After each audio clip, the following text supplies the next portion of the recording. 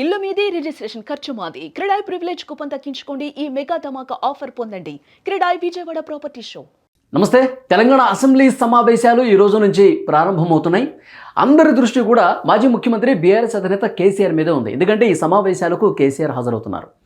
BRS ఓటమి పాలైన తర్వాత అసెంబ్లీ ఎన్నికల్లో 2023 ఎన్నికల్లో ఓడిపోయిన తర్వాత కాంగ్రెస్ అధికారంలోకి వచ్చిన తర్వాత ఫస్ట్ టైం కేసీఆర్ గారు అసెంబ్లీ సమావేశాలకు పూర్తి స్థాయి ఈ సెషన్లో హాజరు కావడానికి సిద్ధమయ్యారు అని చెప్పి వార్తలు వస్తూ ఉన్నాయి.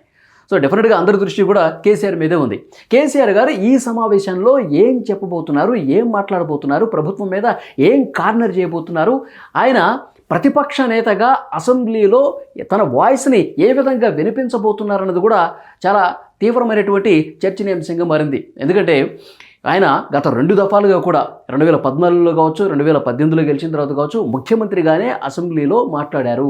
కానీ ప్రధాన ప్రతిపక్ష నేతగా మొట్టమొదటిసారిగా ముఖ్యమంత్రి స్థానంలో రేవంత్ రెడ్డి గారు ఉంటారు, ప్రధాన ప్రతిపక్ష నేత స్థానంలో కేసీఆర్ గారు ఉంటారు.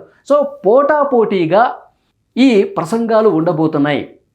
ప్రభుత్వం నుంచి రేవంత్ రెడ్డి గారు అండ్ కో మంత్రులందరూ కూడా గత పాలకులు అంటే కేసీఆర్ గారు గతంలో ఉన్నటువంటి ప్రభుత్వం మీద బీఆర్ఎస్ మీద తీవ్ర స్థాయిలో విమర్శలు చేయడానికి సిద్ధంగా ఉన్నట్టుగా తెలుస్తుంది. అనేక విషయాలకు సంబంధించి at the same time KCR కూడా మొట్టమొదటిసారిగా ప్రతిపక్ష నేత స్థానంలో ఉండి ఆయన కూడా ఈ ప్రభుత్వం ఈ 2 సంవత్సరాల కాలంలో రేవంత్ రెడ్డి గారు ఏమేం చేశారు, ఎక్కడెక్కడ విఫలం చెందారు, ఏంటి పరిస్థితి, ఇవన్నీ కూడా క్లియర్గా మాట్లాడబోతున్నట్టుగా తెలుస్తుంది. మెయిన్ ఫోకస్ మాజీ ముఖ్యమంత్రి కేసీఆర్ కృష్ణా నదీ జలాలకు సంబంధించి మాట్లాడే అవకాశం ఉన్నట్టుగా తెలుస్తుంది.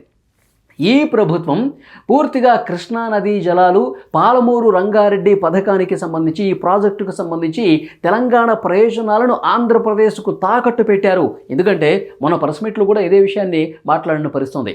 కేవలం 45 టీఎంసీల కేటాయింపులకు రేవంత్ రెడ్డి పరిమితమయ్యాడు.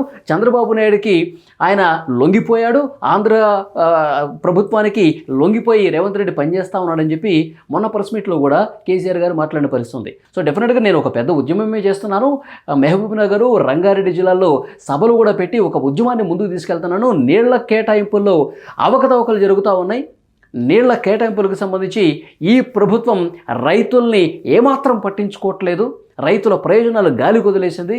సో దీని మీద ఎక్కువగా ఫోకస్ పెట్టినట్టుగా తెలుస్తుంది. ఇదే విషయాల గురించి పెద్ద స్థాయిలో ఈ అసెంబ్లీ సమావేశంలో వాడి వేడి చర్చ జరిగినట్టుగా తెలుస్తుంది. కానీ దీనికి అంతే కౌంటర్గా రేవంత్ రెడ్డి గారు కూడా తన విశ్వరూపాన్ని చూపించబోతున్నాడు.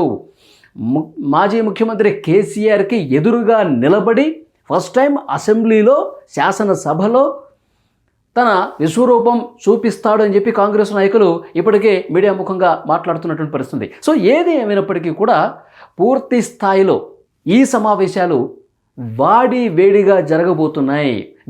ప్రతి వ్యూహాలతో ఈ 2 పార్టీలు చాలా బలంగా ఢీ కొనబోతున్నాయి అనేది కూడా చాలా క్లియర్గా అర్థమవుతుంది. ఎందుకంటే ఇప్పటివరకు బహిరంగ సభల్లో మీడియా సమావేశాల్లో కూడా మాట్లాడుకున్నటువంటి పరిస్థితి ఉంది.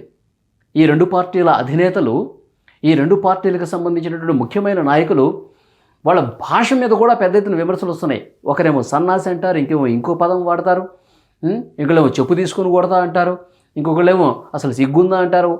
భాష పూర్తిగా మారిపోయింది.